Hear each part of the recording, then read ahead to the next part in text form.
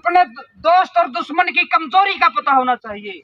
तथागत बुद्ध को नमन करते हुए और जितने भी संतों गुरुओं ने, क्रांतिकारी देशभक्तों ने, शहीदों ने जन्म लिया, उनकी शिक्षा को नमन करते हुए मेरे समाज के लोगों, मेरी माँ, मेरी बहनों और मेरी बेटियों, मैं सिर्फ आपको सिर्फ और सिर्फ एक बात समझाना चाहता हूँ।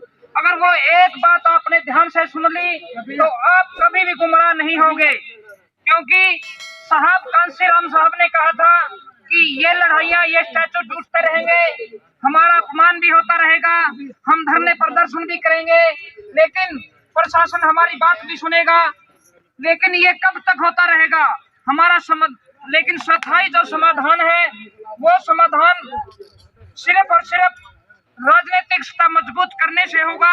और ये ऐसा सिर्फ बात इस चीज की नहीं है कि ये स्टैचू क्यों टूटते हैं, बात इस चीज की है कि ये अत्याचार सिर्फ और सिर्फ तुम्हारे साथ ही क्यों होते हैं।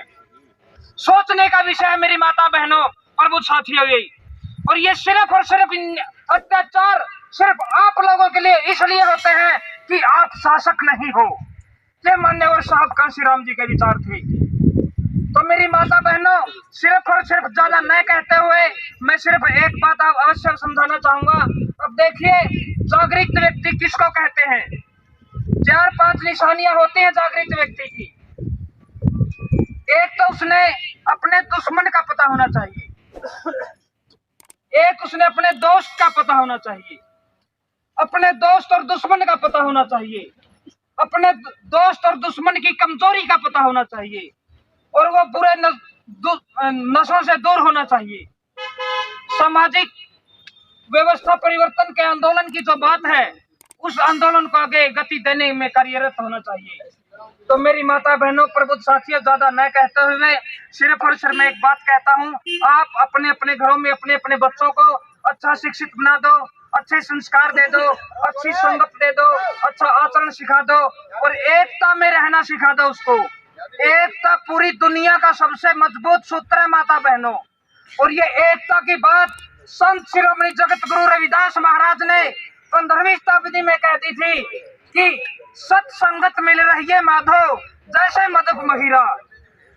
कि अगर हमें अपने परिवार में, अपने भाइयों में, अपने समाज में शहद के जैसा मिठास चाहिए तो मधुमक्खी के छत्ते की तरह मिल करके रहना पड़ेगा मेरी माताओं।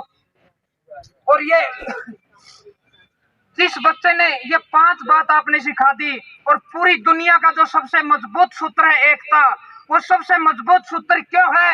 क्योंकि अगर हम कागज पर 0 0 0 0 लिखते रहे, चाहे सारा दिन लगे रहो, चाहे 1 0 लिखो, चाहे 10,000 लिखो, वो अकेली 0 तो सिर्फ 0 है मेरी बहनों।